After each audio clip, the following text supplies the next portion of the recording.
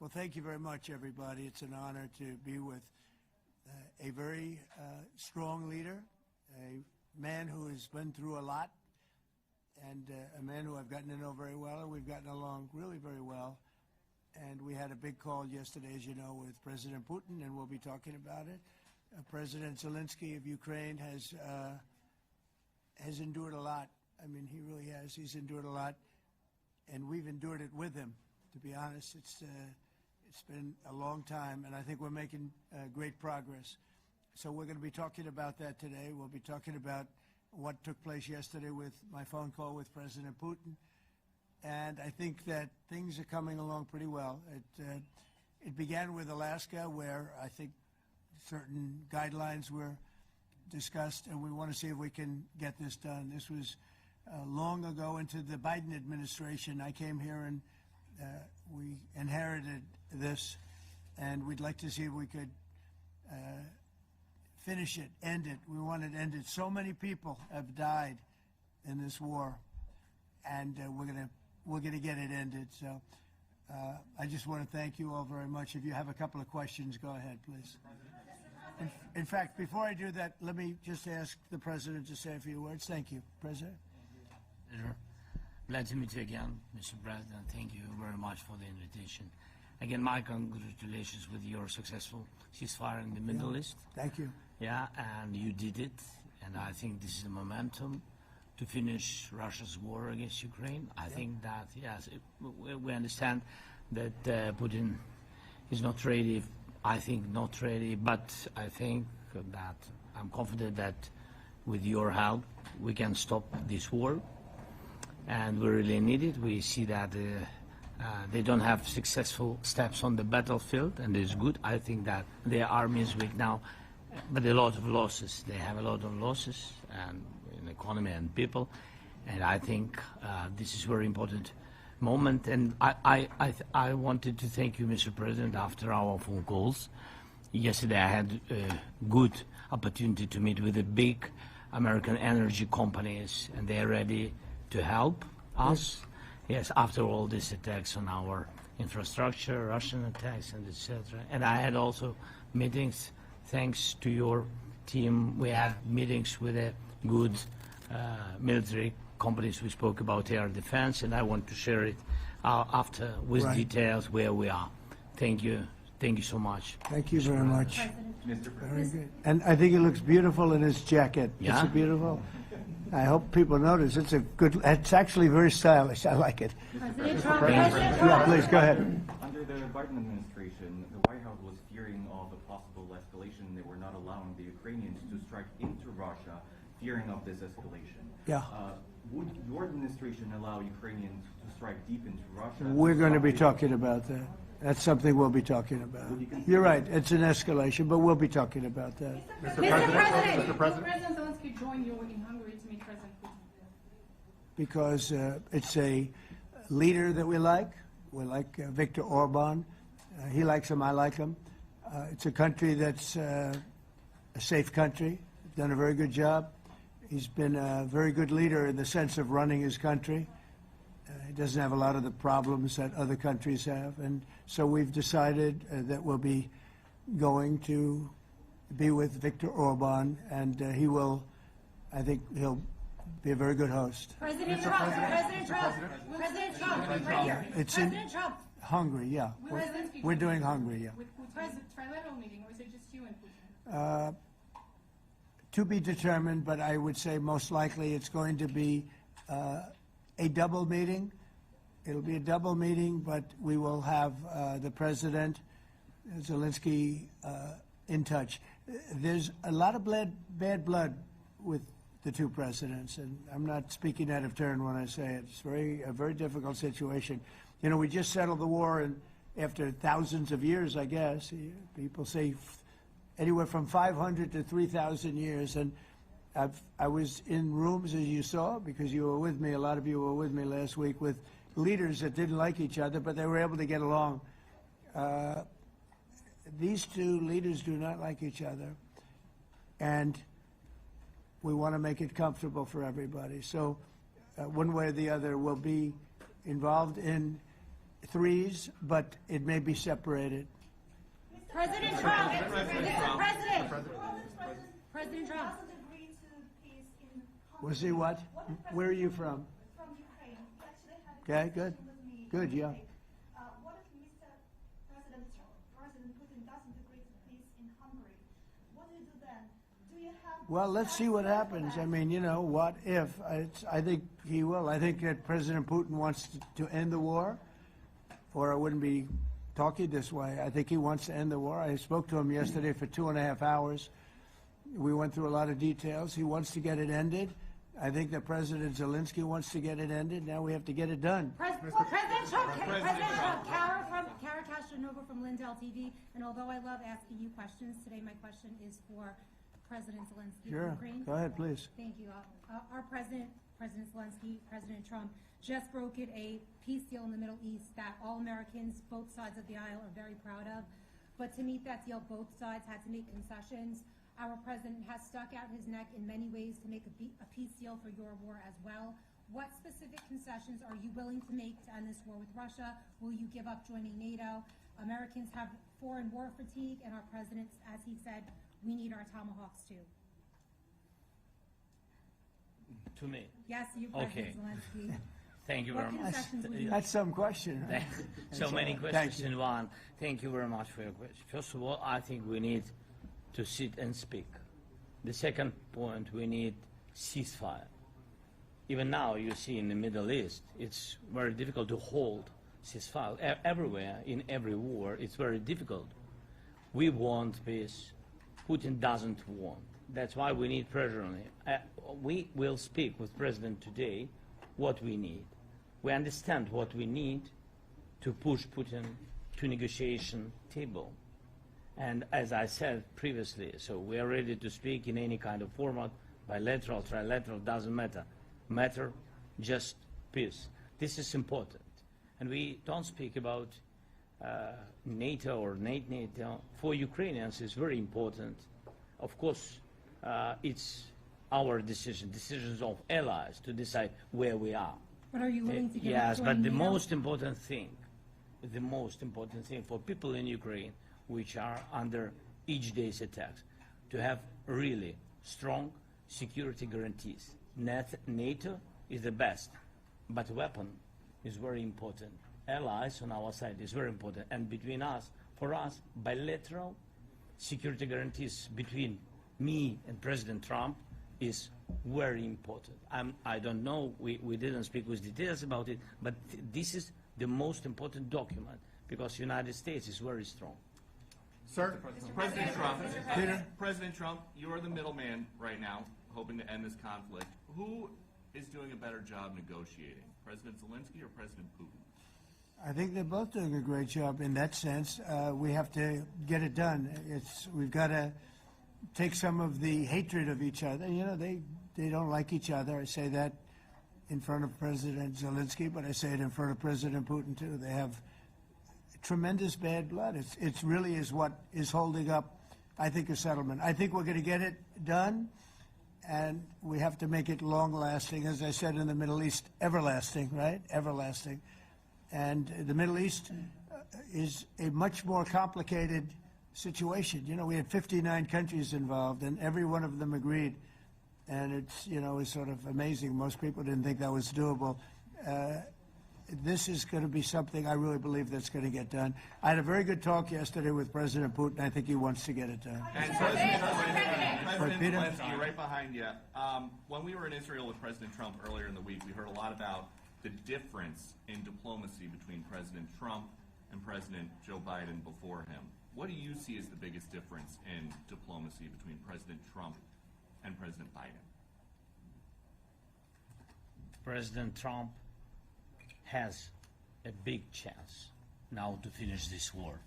President Biden now is not the president, so he doesn't have a chance to finish this war. And President Trump is really showed for the world that he can manage ceasefire in the Middle East, and that's why I hope that he will do this, and we will also have such big success. For Ukraine, it's a big chance, and I hope that President Trump can manage it. I would say the biggest difference is one is extremely competent and the other one is grossly incompetent. Sir,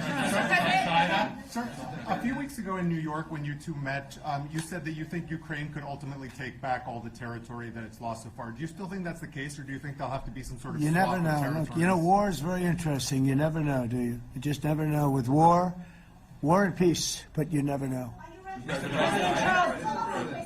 Please. Russia calls Tomahawk supply to Ukraine as an escalation, yet it continues using similar cruise missiles like Caliber. And Yeah. even Who are you with? Who are you with? You're Ukraine? Yeah. Good. But Russia continue even using the cruise missiles and also nuclear-capable ballistic missiles in Ukraine since 2022. So do you consider providing Ukraine with the Tomahawk or similar missiles as an opportunity to equalize the possibilities of Ukraine and Russia and push Moscow to the negotiation Yeah. table? Sure. We're going to be talking about that. That's why we're here. Okay? Fair question. Exactly as he told you to say it. But we're going to be talking about it. Okay? Yeah, please. Message to India and Hungary who is still refusing. You said India and Hungary? That's an interesting. And Hungary India and Hungary. It's an interesting combination. refuse to stop buying Russian oil. Well, India is not going to be buying Russian oil anymore. And Hungary is sort of stuck because they have one pipeline that's been there for years and years and years, and they're inland. They don't have sea. They don't have sea. And I spoke with the very great leader of Hungary, and they are, you know, it's very hard for them to get oil. I understand it. Hungary's in a very interesting position because they can't have ports. You know, they're surrounded by land. So we'll see what happens there. But India will not be buying oil from Russia. And, they've already de-escalated, and they've more or less stopped. They're pulling back. They bought about 38% of the oil, and they won't be doing it anymore. Melania Trump has been helping you in achieving peace in Ukraine. Who has? First Lady Melania Trump Yeah. has been helping in returning abducted Ukrainian children from Russian captivity. President Zelenskyy, do you appreciate those efforts? How do you assess them? And did you ask her to step in and to help you? No, she wanted to do it. She just felt very strongly about the children, and she's done a really good job, I think, in bringing it to the fore. You know, we have a lot of children involved. Now, it's some people say it's 20,000, and some people say it's 300. There's a big difference between that, so nobody really knows. But she felt very strongly about the children. She thinks about the children all the time. President Trump, if you okay Tomahawks to Ukraine, what's going to happen if the United States is in a conflict and we need the Tomahawks? Do we have Well, enough? that's the problem. We need Tomahawks, and we need a lot of other things that we've been sending over the last 4 years to Ukraine. We've been, you know, we gave them a lot. Now we have a different situation. We send it to the European Union. They pay for it and all that, and they have plenty of money. But it's beyond the money. You know, we need Tomahawks, and we need a lot of other weapons that we're sending to Ukraine. One of the reasons we want to get this war over is exactly that. It's not easy for us to give. You're talking about massive numbers of very powerful weapons. So that's one of the things we'll be talking about. Hopefully they won't need it. Hopefully we'll be able to get the war over with without thinking about Tomahawks. I think we're fairly close to that. Yeah, go ahead. President, yeah, please. Just to understand. So for today, of course, we want to finish this war, but the war is another technological war. You don't use just Tomahawks. If you want to target a military goal, you need thousands of drones. It goes together with such missiles. Ukraine has such thousands of our production drones, but we don't have Tomahawks. That's why we need Tomahawks. But the United States is a very strong production, and the United States has Tomahawks and other missiles, very strong missiles, but they can have our thousands of drones. That's why where we can work together, where we can strengthen American production. And so just so that I understand, so you're suggesting kind of a trade. If President Trump okays Tomahawk missiles to help you launch Yes, it's into about Russia, military goals. It's then you only would about let- military goals. Right, but then you would authorize some kind of an exchange where Yes, of the course. US gets Yes, we have Ukrainian. proposition. And We have big proposition President- with our drones. President Trump, I don't mean to be brokering an arms deal here, but is that something that you would be interested in, Ukrainian drones? We are, yeah, we would. We have a lot of drones right now. We build our own drones, but we also buy drones from others, and they make a very good drone. I mean, drone warfare has really come to the fore over the last couple of years because of this war. I will say, there's nothing like the jets. You know, we knocked out a lot of drones in Israel. We were knocking them out for Israel, and we were doing it with extremely fast and powerful jets, following the drones and knocking the hell out of them. So, you know, if we know a lot about the drones, and we know a lot about the great jets, the great ones. The ones, well, and the B-52s, which were totally they were stealth. They were undetectable. So we have a lot of different weapons. And, you know, I have an obligation also, though, to make sure that we're completely stocked up as a country, because you never know what's going to happen. In war and peace, right? You never know what's going to happen. So we're going to be talking about Tomahawks, and would much rather have them not need Tomahawks.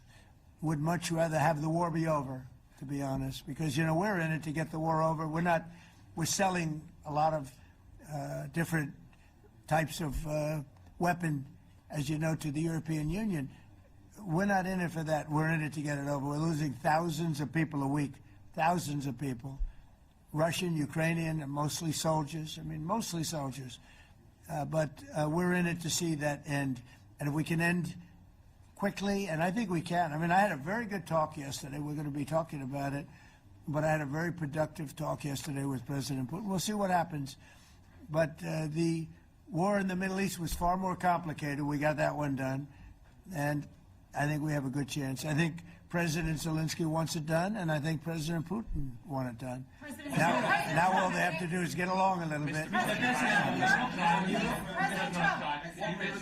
you give us an update on the trade negotiations with China, or perhaps Secretary of Defense? Yeah, I will, and I'm going to let Scott do that. But I think we're doing very well. I think we're getting along with China. China would like to have something. As of this moment, we'll be meeting in a couple of weeks. We'll be meeting in South Korea. You think Myself. will go forward? I think so. It looks like it's going forward. I think so. They want to meet. We like to meet. I have a very good relationship with President Xi, and we're going to see what happens. But, you know, for years we were taken advantage of by China very badly. We were losing hundreds of billions of dollars a year to China. We really built their military, if you think about it. The kind of money that presidents allowed to be lost to China was just insane. And then when I came into office, as you know, I put very severe tariffs. So we took in hundreds of billions of dollars in my first term from China. Biden let that go because it was so much. He let it continue, but he gave all sorts of exceptions. And by the time you looked at it, Scott, I would say it wasn't the same thing. He would give an exception for anything. If you got up and went out to dinner, he'd give you an exception. So it wasn't the same thing. But I put on very serious tariffs, and we took in hundreds of billions of dollars. And then I left office. The election was rigged. I left office, and that was the story. Now I come back, and we are in a very strong position because of tariffs. We're in a very powerful position because of the fact that we have tariffs. If we didn't have tariffs, we would be in a very weak position. We would be in a weakened state. But with tariffs, we've made hundreds of billions of dollars, not only from China, but from others. And China wants to talk, and we like talking to China. So we have a very good relationship, and we're going to be meeting in South Korea a couple of weeks. And I just got back from a long trip. I'm going on another long trip. And Scott, do you want to say a few words on that, please? Yes, sir. So the entire relationship stems from the great perspective the two leaders have for each other. China did a substantial, unprovoked escalation last week. We were unable to get in touch with them. Since then, it's been IMF World Bank Week. They have had working level people here who, there have been meetings. The Vice Premier, who is my counterpart, and I will be speaking this evening at around 8:30, 9 o'clock. And then he and I and a delegation will meet in Malaysia probably a week from tomorrow to prepare for the two presidents to meet. So I think that things have de-escalated. We hope that China will show the respect that we have shown them. And I am confident that President Trump, because of his relationship with President Xi, will be able to get things back on a good course. Is the hope for that meeting with you and President Xi some kind of trade deal then, or Could be. more? Look, I think we're in a very strong position. I think we're in a very strong position.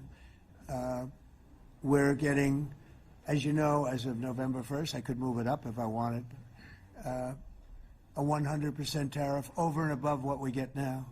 So that would make it about 157%. And China doesn't want that, and they want to talk, and we're talking. And I think we'll make a deal that will be good for both. I think we will do something. But you have to understand, we never got anything from China. It was a one-way street. For many years, for decades, it was a one-way street. And they became rich because of the United States. And frankly, presidents that, let's be nice, they didn't know. They just didn't know. They didn't understand what was happening to them. But I understood it. I understood it long before I ran for politics. I used to watch in amazement at how stupid our country was, how stupid they were. And we're not stupid anymore. And that includes with the European Union, that includes with Japan and South Korea. All we want to do is be treated fairly.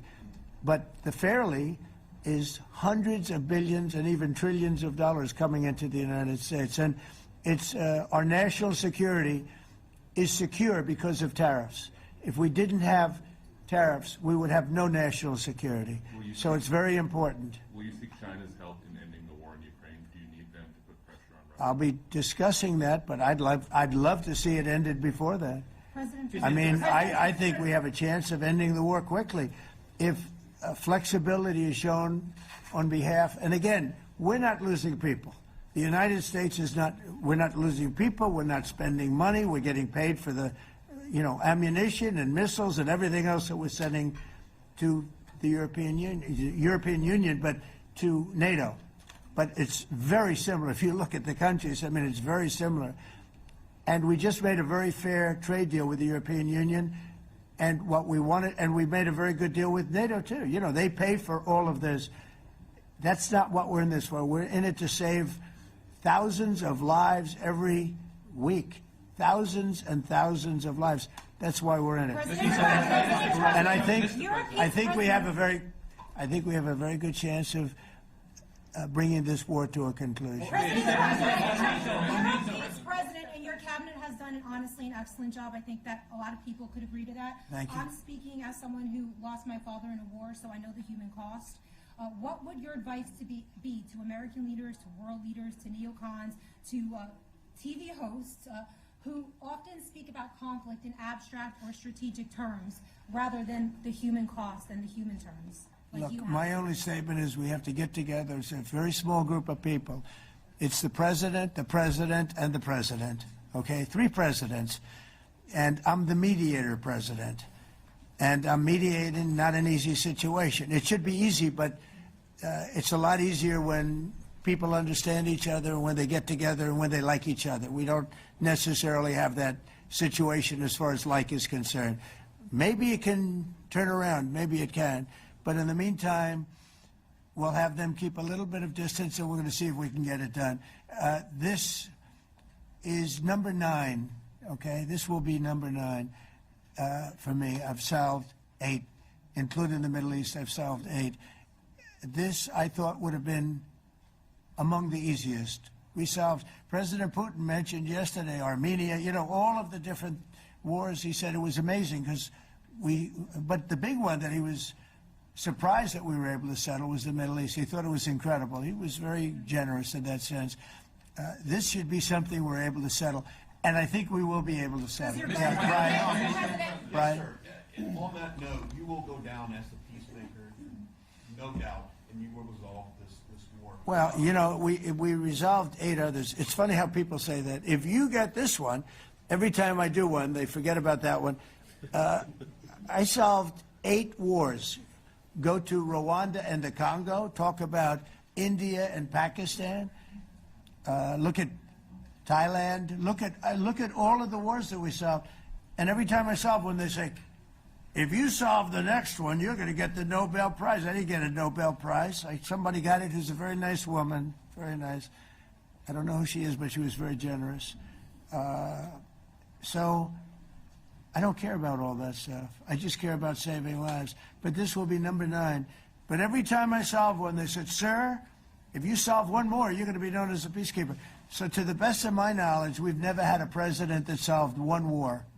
Not one war. Bush started a war. A lot of them start wars, but they don't solve the wars. They don't settle them. And especially when they have nothing to do with us. I guess just about all of these wars had nothing to do with us. But I saved tens of millions of lives. The Prime Minister of Pakistan said, I saved millions of lives in interceding on Pakistan. And you look at Pakistan and India as an example. That would have been a bad one, 2 nuclear nations, right? So I say this. This is pretty much the last one, although I do understand that Pakistan attacked, or there is an attack going on with Afghanistan. That's an easy one for me to solve if I have to solve it.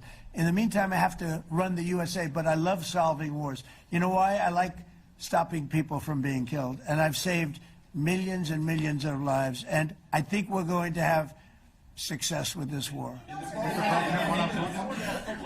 Wait, please. This, President Zelenskyy, this is your 3rd time over here. And by the way, you look excellent. Thank you, sir. Thank you. For you, by the way. This is your 3rd time here. How different sitting across from the president is this time versus the 2 previous times here at the White House? And how confident are you hearing the success rate of solving these prior wars that he can get this war solved? First of all, about suit. The same suit because the same president. It's very simple.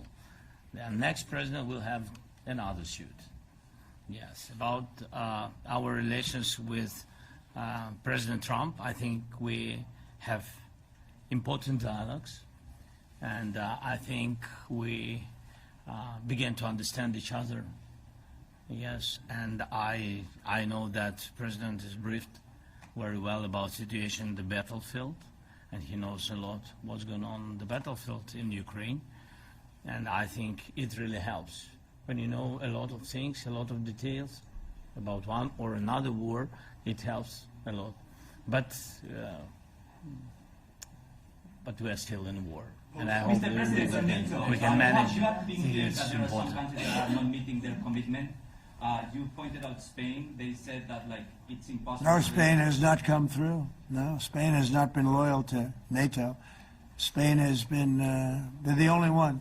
Everyone went up to, as you know, I mean, you were at 2% and they all went up to 5%, but Spain disagreed with that. I think Spain should be reprimanded for that. I think it's very bad that they did that, but that's up to them. That's up to NATO and Spain. They cannot be expelled from NATO. Can they or not? They cannot, according to the treaty, but they also claim that they are protected by the European Union umbrella for trade. Well, the other people, many of the other countries are in the European Union too. They're not complaining, right? President, tell you that Sort of interest. That's of interest. Mr. They're President. protected. Yeah, please go ahead. Thank you, Mr. President. Do you think you can carry the momentum from the Middle East deal over to this deal? And if I do. So, how does that move the needle? Yeah, I do. I think we carry a lot of momentum, a lot of credibility. Getting Middle East done was very important. Nobody thought it could be done. That was one nobody thought could be done, and we got it done. And a lot of that was the big hit that we put on Iran with respect to the nuclear. They took that was an unbelievable military maneuver, the B-2s, and many other planes involved, by the way, but the B-2s. Yeah, I think nobody expected that to happen, and you know we had 59 countries involved, and these were countries very diverse. You had Arab, Muslim, Jewish. You had every country, Christian. You had every country, and many countries involved, and we got that done. And we got it done pretty swiftly after we after we set the table properly. We had to set the table properly. This should be one that we get done. And I think the table is set properly here now, too. And it'll be a great honor. It'll be a great honor to get it done. And the Ukrainian people are great, and the Russian people are great. And obviously they have much in common, as we understand. They have a lot in common. So it'll be a great honor to get it done. Yeah. On Venezuela, there are survivors from your latest boat strike. What happens to those survivors? Well, I'll ask Marco to discuss that possibly. Yeah, it's well known there's an ongoing narco-terrorist operation the United States has been conducting. As far as details of any recent strikes, we're not prepared here to announce all those details, but you'll get that information here very shortly. And how are there survivors when these are meant to be lethal attacks? Yeah, again, I mean, we're undertaking these operations against narco-terrorists. That's what these are. These are terrorists. Let's be clear. And but as far as the details of any recent operations, when we are prepared to announce those, we will, as the president has consistently done. So you may get something on that later today. Let me ask you, that was in a submarine, right? We attacked a submarine, and that was a drug-carrying submarine built specifically for the transportation of massive amounts of drugs, just so you understand. This was not an innocent group of people. I don't know too many people that have submarines, and that was an attack on a drug-carrying, loaded-up submarine. Yeah.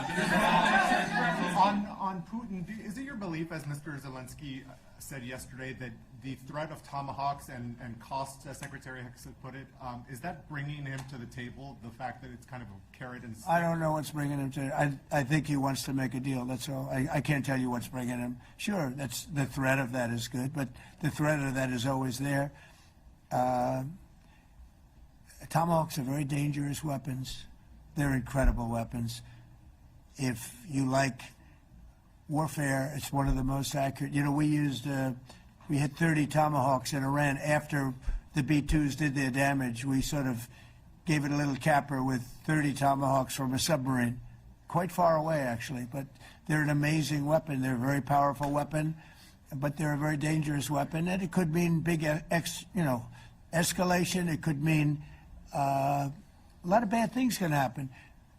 Tomahawks are a big deal. But one thing I have to say, we want Tomahawks also. We don't want to be giving away things that we need to protect our country. We have a very strong country right now. We have a strong military. We have the greatest military in the world. We have the greatest weapons in the world. I want to get this war over. Okay? Putin-Trump tunnel to connect Russia and Alaska. Are you interested? I just heard about it. A tunnel from Russia to Alaska. I just heard about that one. That's an interesting one. We'll have to think about that. I hadn't heard that. We just did a nice road in Alaska that's going to get us to a lot of minerals, and we have a piece of it, a good piece of the ownership because of the fact we made it possible. But this came up yesterday, a tunnel from Russia to Alaska. That's an interesting. What do you think of that, Mr. President? Do you have any ideas? How do you like that idea? I'm not happy with this. No, I don't think you're going to like it. I don't think you liked it. I don't think you liked it. President Trump, do you think that Vladimir Putin, do you think that Putin is your gut instinct? Well, we had a senator that wanted, remember, from Hawaii, she wanted a tunnel from the mainland to Hawaii, and she said, well, we can't do that, so we're going to build a railroad to Hawaii. Do you remember? She's a current sitting senator, a Democrat. She wants a railroad to go to Hawaii, right? You know who that is, right? She's another beauty. President Trump, yeah, please. On your meeting with Putin, aren't you concerned that maybe the Russian president is trying to buy himself more time? Yeah, I am, but, you know, I've been played all my life by the best of them, and I came out really well. So it's possible, yeah, a little time. Is your gut instinct it's all right. But I think that I'm pretty good at this stuff. I think that he wants to make a deal. I made 8 of them. I'm going to make a 9th. I think he wants to make a deal. Well, I think that he should have won the war in a week. Yeah, I do think. And if we didn't give the anti-tank missiles, as you know, the javelins they call them, They got stuck in the mud. They would have been in Kiev very quickly. They were heading to Kiev. So, you know, in war, you have a lot of luck, too. You know, people, weather has won war, and the cold and the heat and all things take place in war. But that was a very interesting moment when the tanks started rolling and some brilliant general said, let's go through the mud instead of going down the highway, right? So they got a little bit lucky. But you know where they really got lucky? I gave javelins. That wasn't given by Barack Hussein Obama. He gave them sheets. You know, there's a statement. Obama gave them sheets, and I gave them the javelins. And the javelins are a devastating weapon. And that wasn't given by Obama. That was given by, because at the time it was Obama.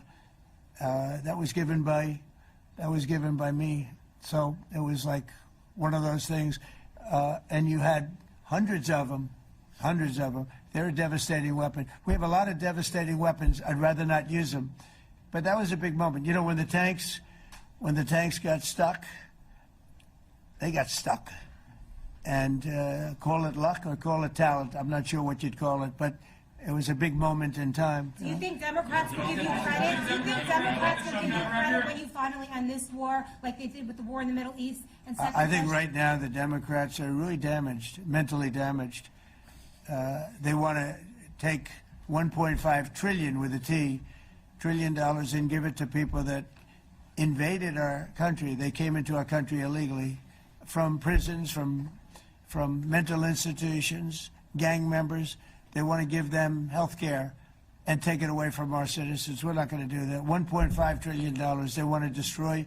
They want to destroy our health care system. We're not going to let that happen. Do you authorize President CIA operations in Venezuela as part of? Well, I wouldn't say that, but some interesting things are happening around the world. I'll say that. Mr. President, it has been reported that Maduro offered everything in his country, all the natural resources. He even recorded a message to you in English recently, offering mediation. What should we do in order to stop that? He has offered everything. He's offered everything. You're right. You know why? Because he doesn't want to fuck around with the United States. Thank you, everybody. Thank you. Thank you, everybody. Thank you, guys. Thanks, guys. Let's go. Start moving. Thank you, guys. Let's go. Thanks, guys. Thank you, press. Thank you, press. Thanks, President Trump. Thank you, Ken. Good job.